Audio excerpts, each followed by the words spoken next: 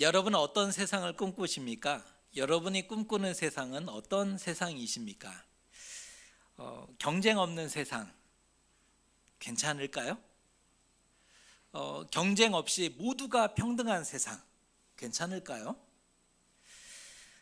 모두가 행복한 유토피아를 꿈꾸지만 현실은, 우리가 살아가는 현실은 원했든 원치 않았든 냉혹하고 또 잔인한 무한 경쟁에 내몰리는 것이 우리의 삶입니다. 수능이 끝난 지 얼마 안 됐는데 줄 세우기잖아요. 1등에서부터 줄 세우는 겁니다. 원했든 원치 않았든 우리의 삶은 치열한 무한 경쟁 가운데 내몰리죠. 치열하게 경쟁하다가 낙오하고 도태되고 침몰하는 경우도 있죠. 마음은 아프지만 그 경쟁에서 뒤처지는 이가 있어요. 낙오하거나 또 힘들게 그 삶이 되어지는 이들도 있죠. 하지만 경쟁자로 인해서 오히려 성장하는 경우도 있다는 거예요. 낙오하고 고통스러운 가운데 있기도 하지만 또 누군가는 성장하는 계기가 되기도 한다는 겁니다. 오늘은 위기를 대하는 우리의 자세를 생각해 보려고 합니다. 위기에 대해서 우리가 어떠한 마음가짐을 가지면 좋을지에 대한 이 주제를 가지고 함께 말씀을 살펴보려고 합니다. 먼저 여러분에게 지도를 하나 보여드리려고 하는데요. 한번 지도를 보시면 어느 나라 지도일까요? 화면에도 이미 표기되어 있는데 어느 나라 지도인 줄 아세요? 바벨론 제국의 지도입니다. 고대 근동, 우리에게 익숙한 말로는 중동이죠. 중동 지역 대부분을 지배하고 있었던 바벨론 제국의 지도입니다. 애굽 지역까지, 그 다음에 가나안 땅에서부터 위로 두로에서부터 티그리스 유프라데스 강 전체를 다스리던 나라가 바로 바벨론 제국입니다. 그들의 별명이 있는데 사람들이 그들의 별명을 뭐라고 지어줬냐면 그들은 정복자다. 지배하고 세계를 지배했잖아요. 정복자다라고 별명을 지어줬고 또 하나가 건설자다. 사막에 살지만 건설자다라는 이런 별명을 지어줬어요. 지어준 이유는 나라를 침략해서 포로를 데려다가 그 노동력을 통해 수많은 성을 건축해 냈기 때문에 사람들이 부르기를 그들은 정복자다, 그리고 건설자다라는 별명을 붙여줬습니다. 땅의 음녀들과 가증한 것들의 어미라고 부를 만큼, 그러니까 바벨론에 대해서 비유하는 표현들이 땅의 음녀들이다, 그리고 가증한 것들의 어미다라고 부를 만큼, 또 계시록에서는 적그리스도라고 비유할 만큼 크고 강대한 나라를 완성한 나라가 바벨론이었다는 겁니다. 그런 강력한 제국이 가까이 있다는 것은 어떠한 의미인지 아세요? 그러한 크고 강력한 나라가 가까이 있다는 것은 어떠한 의미인 줄 아세요? 바람 앞에 등불이다. 필경 주변국을 정복할 것이고, 왜? 가진 힘으로 주변국을 정복할 것이고 지배하려 할 것이 분명합니다. 그리고 실제 그러한 일들을 행했죠. 정복만 하면 그들이 가지고 있는 금은보화를 약탈하고 모든 좋은 것을 취할 수 있고 사람들을 잡아다가 노동을 시킬 수 있는 엄청난 것을 가질 수 있는데, 그렇게 하는 것은 어쩌면 당연했을지 모르겠습니다. 세상을 주름잡던, 그래서 세상 역사의 주인공이라고 생각했던 바벨론, 세상을 주름잡았어요. 세상 역사의 주인공이다, 우리가 주인공이다라고 생각했던 바벨론, 여러분은 어떻게 생각하세요? 이게 사실일까요? 하지만 하나님의 생각은 달랐어요. 바벨론 사람들은 우리가 세상 역사의 주인공이라고 생각했는데 하나님의 생각은 달랐습니다. 하나님의 생각이 51장 1절에 표현되어 있는데요, 읽어드립니다. 여호와께서 이와 같이 말씀하시되 보라, 내가 멸망시키는 자의 심령을 부추겨 바벨론을 치고 또 나를 대적하는 자 중에 있는 자를 치되. 하나님의 생각은 바벨론에 대한 심판의 메시지를 선포하시는 것이었습니다. 하나님이 이미 멸망시키는 자를 세워놨대요. 이미 멸망시키는 자를 세워놨고 그들의 심령을 부추겼다는 거예요. 마음을 부추겨서 그들이 그 일을 하도록 만들어 놨다는 겁니다. 바벨론을 치게 하셨죠. 그 하나님의 계획이 오늘 11절의 말씀입니다. 같이 한번 읽어보겠습니다. 화살을 갈며 둥근 방패를 준비하라. 여호와께서 메대 왕들의 마음을 부추기사 바벨론을 멸하기로 뜻하시나니 이는 여호와께서 보복하시는 것 곧 그의 성전을 위하여 보복하시는 것이라. 이 말씀을 보면 온 땅에 대한 하나님의 주권과 통치를 다시 한번 확인할 수 있는 그런 대목입니다. 온 땅을 다스리시고 통치하시는 하나님임을 우리가 알 수 있는 그런 부분이죠. 제국의 몰락과 신흥 국가의 출현에 하나님이 개입하시고 계세요. 제국이 몰락하는데 사람들의 죄 때문에 때가 되어서 몰락하는 것이 아니라 하나님이 개입하고 계신다는 거예요. 신흥 국가가 출현하는데 어찌하여 그들이 머리를 잘 써서 때를 잘 만나서 하나의 국가가 출현되는 것이 아니라 하나님이 개입하고 계신다는 거예요. 하나님이 세우십니다. 하나님이 부추기십니다. 하나님이 도우십니다. 실제 바벨론은 주전 539년 바사왕 고레스의 위에서 거짓말처럼 70년 만에 멸망합니다. 세상을 다스리고 지배했던 대제국이 70년 만에 정말 거짓말처럼 하루아침에 무너지고 말아요. 하나님이 잡으려고 놓으신 올무에 걸렸다. 예레미야의 그 언어의 표현을 보면 세심하게 표현하고 있는데, 예레미야가 이 바벨론의 몰락에 대해서 표현할 때 어떻게 표현하냐면 하나님이 잡으려고 놓으신 그 올무에 걸린 것이다 라고 써주고 있어요. 모든 게 하나님의 설계였다는 거예요. 누가 설계했다고요? 하나님이. 그리고 공사 친 거예요. 우리식으로 표현하면 하나님이 설계하신 것이고 하나님이 공사하신 거라는 겁니다. 심판 이유가 언급되는데요, 첫 번째는 하나님의 도구로 부름받은 사람들이죠. 바벨론은 하나님의 심판의 도구로 부름받았던 사람들이나 이스라엘 백성에 대해서 도가 지나쳤고 가혹했기 때문에, 그러니까 예레미야는 바벨론 심판에 대해서 명확한 심판 이유를 언급해 주는데, 바벨론은 하나님의 심판의 도구였다.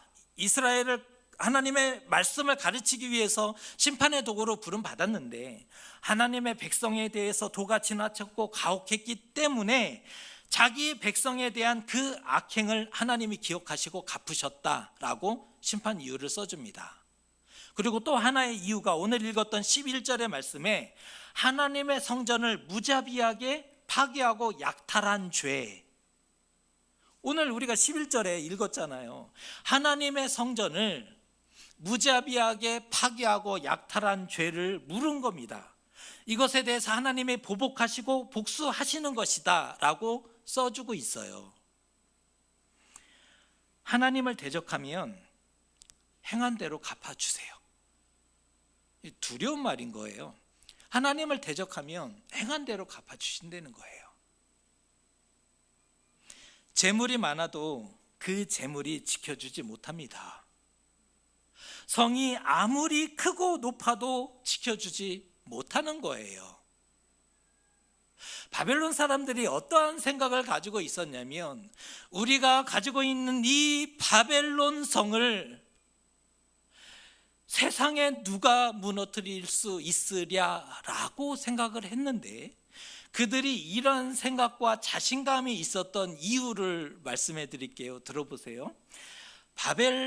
바벨론 성벽이 당시 그 바벨론이 정복될 때 기록에 의하면 바벨론 성벽이 100m였다는 거예요.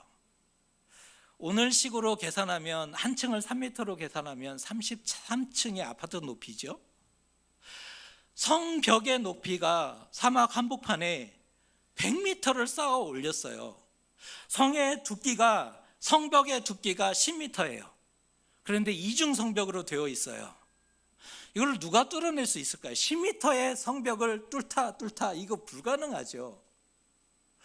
성의 높이는 100m인데 성벽의 두께가 10m입니다.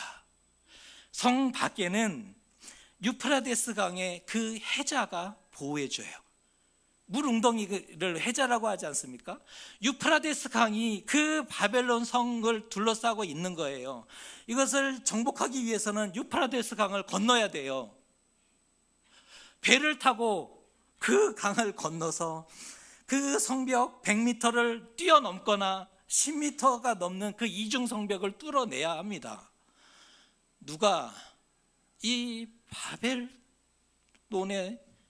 성을 무너뜨릴 수 있겠습니까? 하지만 아무리 높고 아무리 커도 지켜주지 못한다는 거예요. 권세가 아무리 커도 하늘 아래에 있죠. 그저 사람의 권세인 거예요. 사람은 이 권세로 날아가는 새도 떨어뜨릴 수 있다고 자신하지만, 사람의 권세가 아무리 커도 하늘 아래에 있는 거고 사람의 권세일 따름이지요. 어찌 감히 하나님과 비교할 수 있겠습니까? 하나님과 겨루어 이길 수 있다는 생각 자체가 이미 오만인 거죠. 교만을 지나서 오만이 되는 거예요. 바벨론은 치료 불가이다. 예레미야서를 읽어보면 이게 나와요. 바벨론은 치료 불가이다. 화가 온 땅을 덮었다. 하늘 가득하다라고 써주고 있어요. 그들이 하나님처럼 행동했기 때문입니다. 하나님의 도구였는데 하나님처럼 행동했어요. 결국 예레미야는 하나님의 말씀을 대언하죠. 바벨론은 치료 불가이다. 바벨론을 심판하시기 위해 하나님은 메대 왕들의 마음을 하나로 묶어냈대요. 메대 왕들이라고 봐서는 이게 여러 작은 국가들의 연합체인데, 메대 왕들의 마음을 하나로 묶었대요. 바벨론을 치기 위해서. 그리고 강한 나라로 하나님이 만들어 주었다는 거예요. 메대를. 오늘 이 부분에 한번 생각해 보려고 해요. 주전 8세기, 7세기 이 메대 나라는 아수르 제국과 갈등하고 경쟁합니다. 힘이 크지 않았을 때 아수르의 지배도 받아요. 침략도 받았고 수많은 사람들이 죽어갔어요. 주전 8세기, 7세기 이 시기에 아수르와 경쟁하면서 메대는 참 곤욕을 치렀어요. 아수르는 주전 8세기 황금기를 누렸던 나라였는데, 그들의 힘이 얼마나 강했는지 북이스라엘을 멸망시킨 장본인이 아수르였지 않습니까? 그 강한 아수르 나라와 이 메대 나라가 경쟁하는데, 이 메대는 힘에 겨웠거든요. 이름을 떨치던 그 아수르가 주전 612년에 바벨론에 의해서 멸망합니다. 그러면 이 메대 나라는 이제 누구하고 경쟁해야 될까요? 아수르가 멸망해서 좋았는데 더 강한 바벨론의 나라가 자신들을 억압하는 겁니다. 자연스럽게 이 메대 나라는 아수르 다음에 바벨론과도 경쟁할 수밖에 없게 되었던 겁니다. 놀라운 것은 그렇게 강대국과 경쟁하다가 고레스 왕 때에 바사 제국으로 성장해요. 예레미야의 기록을 확인해 보면 메대에 대해서 예레미야가 어떻게 표현해주고 있냐면 비교입니다. 비유하는데, 메대는 크고 강한 나라다라고 비유를 시작하면서 대적의 위협이 없고 두려움이 없는 나라며 탈취당하지 않는 자들이다라고 비유해줘요. 메대 나라에 대해서 그들의 강성함을 비유해 주는데, 크고 강한 나라가 될 것이며 대적의 위협을 받지 않는 나라며 탈취당하지 않는 자다라고 비유해 줘요. 고요하고 평안히 사는 나라였으며 성문이나 문빗장이 없는 것으로 묘사합니다. 온 땅이 평안하고 안전해요. 온 제국이 평안하고 안전해요. 성문을 만들 이유가 없었던 나라라는 거예요. 온 땅이 너무나 평안해요. 성문을 왜 만들어요? 혹시나 누가 쳐들어오면 안 될까? 반란이 일어나면 안 될까? 그래서 성문을 만들잖아요. 꽁꽁 안에 숨어 있는 이유가 뭐예요? 반역이나 적들이 쳐들어올까 봐. 그런데 메대에 대해서는 어떻게 비유해 주냐면, 온 땅이 편안하고 안전해서 성문을 만들 이유나 필요가 없는 나라가 될 것이다. 그들이 얼마나 강력했고 자신감이 있었는지를 단적으로 보여주는 예인 거죠. 성문을 만들 이유도 없었고 필요도 없는 나라가 된다는 거예요. 오늘 우리가 관심하고자 하는 내용은, 메대는 아수르와 바벨론과 경쟁하다가 더 강한 나라가 되고 온 땅을 다스리는 나라로 성장합니다. 경쟁하다가 각성하는 거예요. 이게 각성하면 사람이 굉장히 무서워지거든요. 다른 존재가 돼요. 메대가요, 경쟁하다가 각성하게 돼요. 그리고 마침내 그 어려움을 극복하고 완전히 넘어서죠. 그들은 다가온 위기를 기회로 바꾼 사람들이 돼요. 위기였는데 그것을 기회로 바꿔낸 사람들이 되는 겁니다. 아마 경쟁자가 없었다면 대제국을 이룩하지 못했을지 모르는 거죠. 위기는 분명 어려움이고 스트레스예요. 위기는 어려움입니다. 위기에 닥쳤을 때 편안하다 그러지는 못할 거예요. 스트레스를 받게 되거든요. 하지만 위기는 무조건 나쁘다, 위기는 절대 있어서는 안 된다라고 말하지 못하는 겁니다. 우리 인생에 아무 일도 일어나지 않았고 아무 위협도 없어서 가장 편안했고 행복했고 좋았다라고 말하실 수 있으시겠습니까? 만일 그렇다면 그는 인내하고 극복하고 넘어서서 승리와 성취의 기쁨을 단 한 번도 맛보지 못한 사람이 될 거예요. 내 인생은 편안했고 그 어떤 요만큼의 손톱만큼의 어려움도 없었고 모든 것이 다 순조로웠다. 만약에 그렇게 얘기하는 사람이 있다면 그는 인내하고 극복하고 넘어서는 승리와 성취의 기쁨을, 그러면서 내 자신이 더욱 성장하는 그러한 기회들을 단 한 번도 맛보지 못한 사람이 될 거예요. 인생 잘못 산 거죠. 우리네 인생은 언제나 바람이 불더라는 거예요. 바람이 안 불었으면 좋겠는데 야속하게도 바람이 불어옵니다. 비가 내려요. 갑자기. 우산을 준비했다면 괜찮아요. 우산 이럴 줄 알고 준비했지, 든든함이 있을 텐데 우산도 준비 안 된 그 상황에 소나기가 내려요. 얼마나 야속합니까? 가뜩이나 마음도 힘든데 비까지 맞았으니 진짜 우리는 그런 생각을 하죠. 비가 안 내렸으면 좋겠다. 근데 현실에서 비가 안 내리는 지역을 봤더니 사막이더라는 거예요. 내 인생에 비가 안 내렸으면 좋겠다 우리는 기대하고 기도도 하지만 현실에서는 비가 안 내리는 지역을 봤더니 그냥 사막이에요. 어떻게 하면 좋을까? 파도도 밀려오죠. 한 번만 오나요? 와서 이제 끝난 줄 알았는데 또 오고 또 오고. 하나님 정말 너무하시는 거 아니세요? 정말 마지막이라고 생각했던 그거 넘어섰는데 넘어섰더니 뒤에 더 큰 애가 기다리고 있더라. 너무하신다 정말. 언제까지 그럴 거냐, 이런 우리 마음이 있죠. 때로는 벼랑 끝에 내몰려서 어떻게 하면 좋지? 끝이에요. 그러니 이제 어떻게 하면 좋지? 기도조차 나오지 않는 그러한 어려움 가운데 세워지기도 하죠.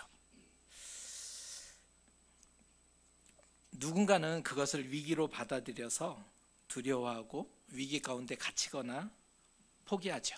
그냥 주저앉아요. 알만큼 했어. 이제는 더 이상 안 되는 거야 라고 위기를 위기로 받아들여요. 누군가는. 그런데 모두가 그렇지는 않다는 거예요. 누군가는 그 위기와 싸워요. 누군가는 그 어려움을 극복해내고 이겨내는 사람이 있더라는 거예요. 똑같이 절벽 끝에 섰는데 누군가는 위기로 받아들이고 주저앉는데 누군가는 그 마지막으로 생각하는 그 자리에서도 여전히 싸워가려고 하고 포기하지 않더라는 거예요. 힘들고 아프죠. 안 아프다는 얘기하는 거 아니에요. 힘들고 아프지만 위기를 디딤돌로 삼아 딛고 일어서더라는 거예요. 절벽 끝에 아무것도 디딜 게 없잖아요. 그런데 그 사람 누군가는 그 위기를 한 단 디딤돌로 삼고 한 걸음을 더 진보하더라는 거예요. 나아가더라는 거예요. 누군가는 그냥 앉아서 포기해버리는데 무슨 차이일까요? 그는 위기나 상황을 핑계 대지 않아요. 이것 때문에 내 인생이 이래. 상황 때문에 안 되는 거야. 어쩔 수 없어. 누군가는 위기나 상황을 핑계하죠. 그런데 누군가는 핑계하지 않아요. 오히려 약점을 강점으로 바꾸더라. 그런 사람도 있다는 거죠. 위기가 위기인 사람도 있고 기회인 사람도 있습니다. 위기가 위기인 사람도 있어요. 그런데 기회인 사람도 있어요. 자신의 능력을 정말 끝없이 자신의 능력을 정말 마지막 그 하나의 힘까지 다 모아서 그것을 어떻게든 극복하려고 노력하는 사람도 있어요. 자신 안에 있는 잠재력과 상상력을 극대화시키는 사람도 있죠. 한 단계 성장하고 새롭게 변화되기도 해요. 과거 냉장 시절이 없던 시절, 요즘은요 그 냉장 시설이 잘 있어서 생선들이 산지에서 우리가 그 시장까지 잘 유통이 되기도 하죠. 그런데 과거 냉장 시설이 없던 시절에 어떻게 하면 미꾸라지가 폐사하지 않고 신선하게 좀 옮겨볼 수 있을까, 이것을 고민했다 그래요. 어떤 한 사람이 이 어떻게 하면 될까 하다가 이런 생각을 냈대 그래요. 이게 자꾸 이렇게 폐사하고 죽으니까 메기를 수조에 넣어서 한번 옮겨볼까 하고 메기를 집어넣었다는 거예요. 수조에, 미꾸라지 수조에 넣었더니 와, 이게 너무나 좋아하겠죠. 가까이 있는 애를 막 잡아먹었을 거예요, 몇 마리는. 그런데 천적인 메기가 수조에 들어오니까 가만히 정체되어 있었던 얘네들이 살기 위해, 목숨을 살기 위해 끊임없이 도망하더라는 거예요. 덕분에 목적지까지 싱싱하게 운반하게 되었다는 거예요. 메기 효과라는 말 혹시 들어보신 적 있으세요? 아마 들어볼 적이 있으시리라 여겨지는데, 메기 같은 강력한 포식자가 나타나면 생존을 위해서 그 잠시 정체되었던 그 공동체가, 이 생태계가 활력을 잠시 찾게 되어지는 현상을 메기 효과라고 합니다. 주로 경영학에서 사용하는 비유 중에 하나인데요. 비유예요. 사실이 그렇다는 게 아니라 경영학에서 설명하는 비유 중에 하나인데, 기업의 경쟁력과 잠재력을 키우기 위해서 적절한 위협과 자극이 어느 정도는 필요하다는 거예요. 도움이 될 수 있다라는 것을 설명할 때 쓰는 표현이 메기 효과입니다. 우리의 삶에 혹시 위기가 찾아오셨습니까? 위기로 받아들이면 그게 그저 두렵고 심장 내려앉아서 가슴 철렁해서 어떻게 할지 못하는 그런 상황 가운데 그저 내몰릴 수도 있을 거예요. 그러나 기회로 받아들이면 우리의 심장이 다시 뛰게 되지 않을까요? 믿음의 심장이 뛸 수 있다면, 제가 드리고 싶은 얘기는 여기서부터인 거예요. 믿음의 심장이 뛸 수만 있다면 나는 할 수 없죠. 해봤잖아요. 할 수 있는 건 다 해봤잖아요. 믿음의 심장이 뛸 수만 있다면 나는 할 수 없으나 내 안에 있는 예수께서 도우시고 지혜 주시지 않으실까? 믿음의 심장이 뛸 수만 있다면 우리는 할 수 없지만 우리의 한계는 이미 도달했으니까, 임계치는 이미 넘어섰으니까, 그러나 우리 안에 있는 예수께서 우리의 연약함과 우리의 자금을 붙잡아 주시고 도와주지 않으실까? 기회를 잡으면 누구나 성공합니까? 이 얘기를 하는 게 아니에요. 기회를 잘 잡으면 누구나 성공하는가? 이거 잘못하면 기회주의자들의 세상을 얘기하는 게 되죠. 기회주의자들의 세상을 얘기하는 게 아니에요. 기회를 잡으면 성공하는 게 아니에요. 기회주의자들이 어떤 득세하는 그런 거를 얘기하는 게 아니에요. 오해하지 마시면 좋을 것 같아요. 하나님의 뜻에 합해야 되는 거예요. 합당치 않으면, 하나님의 뜻에 합당치 않으면 기회가 되지 않아요. 그냥 잔머리가 되는 거죠. 하나님의 부축이시면 새 마음과 능력이 부어지기도 해요. 하나님의 우리의 이 마음을, 낙심한 마음을 다시 부축이시면 우리의 마음이, 심장이 다시 뛰고 새 마음과 능력이 부어지기도 하죠. 그런데 하나님이 반대로 우리의 마음을 부축이셨을 때 악하고 강팍하게 반응하는 사람도 있다는 거예요.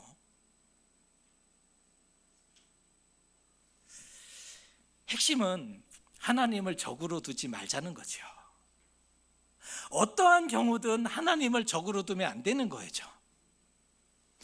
하나님이 응원하고 축복하는 인생 되어야 되지 않습니까?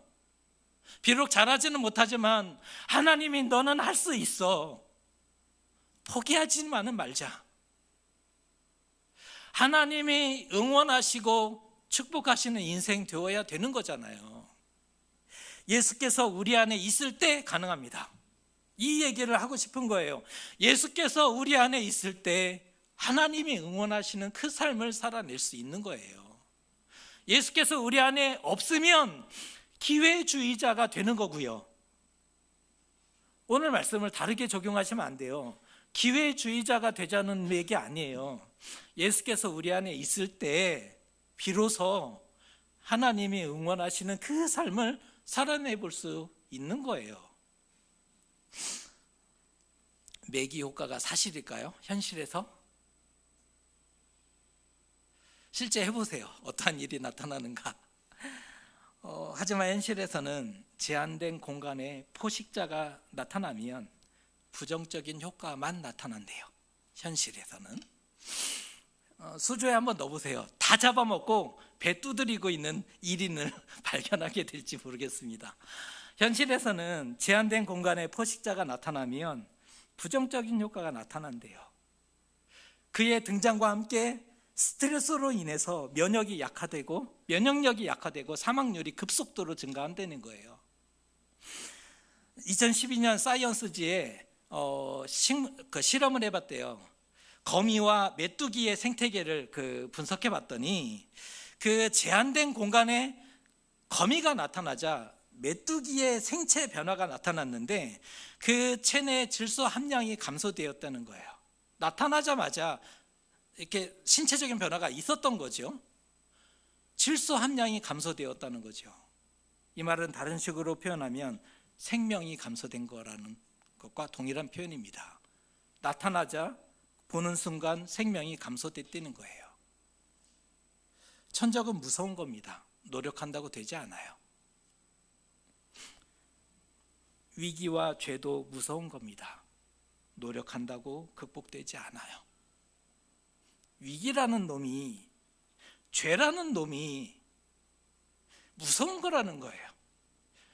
열심히 해보자, 노력해보자, 다시 도전해보자, 이 다짐한다고 결심한다고 이거 넘어설 수 있는 게 아니라는 거예요. 예수님이 우리 안에 없으면 위기 때 무너집니다. 예수님이 우리 안에 없으면 우리는 포기하는 삶이 될 수밖에 없어요. 생명이 줄어드는 거죠. 딱 마주했을 때 우리의 생명이 그냥 줄어드는 거예요. 예수님으로 인해 위기를 기회로, 우리의 작은 약점이 강점으로 바뀔 수 있었으면 좋겠습니다. 먼저 예수님을 소유하셨으면 좋겠습니다. 마침내 하나님의 응답하셔서 우리의 마음을 부추기실 텐데 기회와 선으로 우리의 마음을 부추기시기를 주님의 이름으로 축복합니다. 기도하겠습니다. 메대는 강대국에 둘러싸여 위기가 있었으나 그것을